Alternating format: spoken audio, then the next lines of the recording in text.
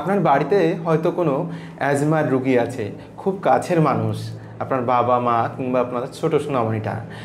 কোন লক্ষণ দেখলে হয়তো চিকিৎসা চলছে, ভালো চিকিৎসা চলছে, কিন্তু কোন লক্ষণ দেখলে আপনি বুঝবেন যে আপনার এই রুগীটাকে সঙ্গে সঙ্গে হাসপাতালে ভর্তি করতে হবে, সেই লক্ষণগুলো একটু জানুন। আজকে আমাদের মাঝে উপস্থিত আছেন স্বনামধন্য বক্ষব্যাধি রোগ বিশেষজ্ঞ doctor Sushanta Kumar Pal sir, Khulna medical college হাসপাতাল। স্যার, কোন লক্ষণ দেখলে আমার সেই অ্যাজমা রুগীটাকে আমরা সঙ্গে সঙ্গে হাসপাতালে ভর্তি করব, স্যার একটু বলবেন? ধন্যবাদ দাদা। আমি একটা গবেষণার কথা বলি দাদা।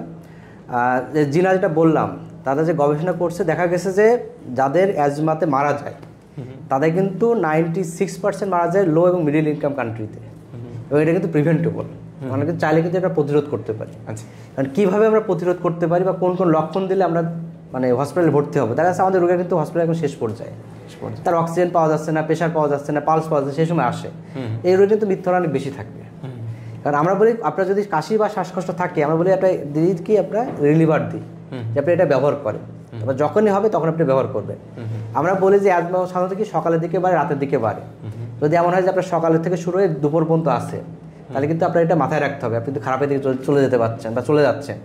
আমরা বলি যে ইনহেলার যেটা আপনি নেন, সেটা যদি প্রতি সপ্তাহে 2 বারে বেশি যদি আপনার নেওয়া লাগে, বা আপনি যেটা নিচ্ছিলেন আগে, ধরেন আপনি 2 চাপ করে নিচ্ছিলেন, এখন আপনার চাপ বাড়ানো লাগতেছে, তাহলে কিন্তু আপনার মাথায় রাখতে হবে কিন্তু এটা আপনার এক্সাজারবেশন হচ্ছে, আপনার কিন্তু যাওয়া লাগবে।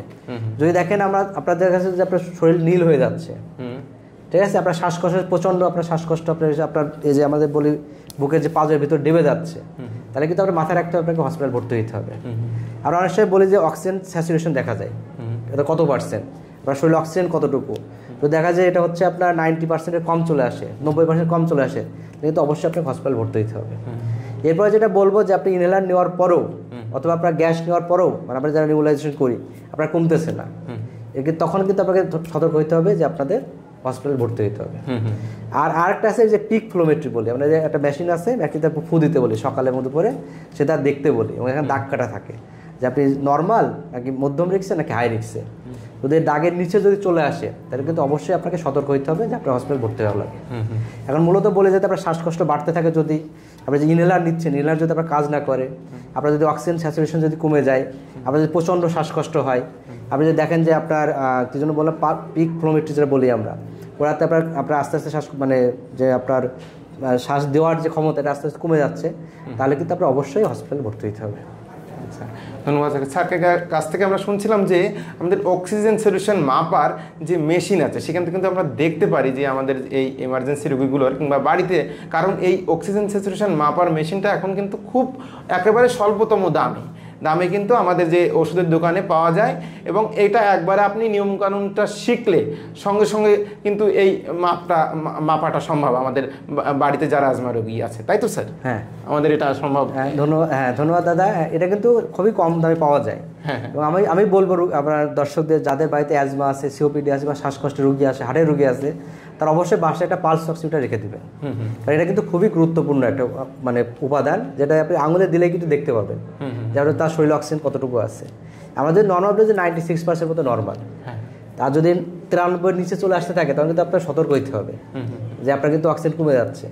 এবং যদি এটা 90-এর নিচে চলে আসে, তাহলে কিন্তু অবশ্যই আপনার শরীরে অক্সিজেন ঘাটতি আছে, যেটাকে বলে আমার রেসপিরেটরি ফেইলিওর। যদি আপনার 90-এর কম চলে আসে, তখন কিন্তু অবশ্যই আপনাকে মানে হসপিটাল ভর্তি হতে হবে অথবা অক্সিজেন দিতে হবে। এটা কিন্তু অন্য কিছুতে কিন্তু কমবে না আপনার। এই জন্য আপনাদের যাদের বাসাতে অ্যাজমা রোগী আছে বা শ্বাসকষ্টের রোগী আছে, তারা পালস অক্সিমিটার রেখে দিবেন, রেখে দিয়ে মাঝে মাঝে চেক করবেন যে কতটুকু আছে না আছে। আমাদের বলে এটা বিভিন্ন রোগের ক্ষেত্রে বিভিন্ন টার্গেট থাকে, কারোর ক্ষেত্রে 90, 92, 93, ডাক্তার আপনাকে বলে দেবে, আপনার ডাক্তার যে কত রাখতে হবে। যদি দেখেন তার কম চলে আসতেছে, তাহলে কিন্তু আপনি সতর্ক হয়ে যাবেন, এবং যদি দেখেন যে বেশি খারাপ হয়ে যাচ্ছে, তখন সাথে সাথে কিন্তু হসপিটালে চলে যাবেন। ধন্যবাদ স্যারকে। আমরা ছিলাম স্বনামধন্য বক্ষব্যাধি রোগ বিশেষজ্ঞ, chest physician, pulmonologist doctor Sushanta Kumar Pal sir. Sir কর্মরত আছেন খুলনা মেডিকেল কলেজ হাসপাতালে। স্যার দীর্ঘদিন যাবৎ আমাদের এই খুলনার দক্ষিণ পশ্চিম অঞ্চলের মানুষের বক্ষব্যাধি সংক্রান্ত যাবতীয় চিকিৎসা দিয়ে আসছেন। স্যারকে অসংখ্য ধন্যবাদ আমাদের দর্শক বন্ধুদের এত সুন্দর তথ্য জানানোর জন্য এবং আমাদের এই অনুষ্ঠানে সময় দেওয়ার জন্য। দর্শকদের ধন্যবাদ। আমি আশা করব যে দর্শকরা আজকের আসনের পর থেকে যে অ্যাজমা মানেই শ্বাসকষ্ট মানে অ্যাজমা, এবং অ্যাজমা মানেই মোনাস, এটা যেন আপনাদের ভিতরে না থাকে।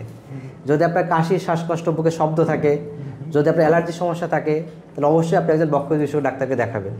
দেখানোর পরে আপনি কনফার্ম হবেন যেটা আপনার অ্যাজমা নাকি অন্য কোনো কিছু। যদি অ্যাজমা হয় তাহলে অবশ্যই আপনি একটা ইনহেলার গ্রহণ করবেন। এটা গ্রহণ করলে আপনি ভালো থাকবেন। অতএব শ্বাসকষ্ট হলে অ্যাজমা হলে মোনাস, এটা কিন্তু কোনো মানে চিকিৎসা না। আপনারা যারা শুনলেন, এটা আপনার নিজেরা দেখবেন, আপনারা যারা আত্মীয়-স্বজন তাদেরকে শেয়ার করবেন। অ্যাজমার কিন্তু একটা চিকিৎসা হচ্ছে সচেতনতা। আপনি যদি সচেতন হন তাহলে কিন্তু রোগীর যে মৃত্যু হয় এটা কিন্তু আমরা প্রিভেন্ট করতে পারি। আমি আগেই বললাম যে 96% মৃত্যু কিন্তু প্রিভেন্টেবল। অর্থাৎ আপনি নিজে জানেন, নিজে শেখেন, নিজে সচেতন হন এবং অন্যকে সচেতন করেন। হ্যাঁ, ধন্যবাদ স্যারকে, অসংখ্য ধন্যবাদ আমাদের অনুষ্ঠানে সময় দেওয়ার জন্য। সবার মঙ্গল হোক।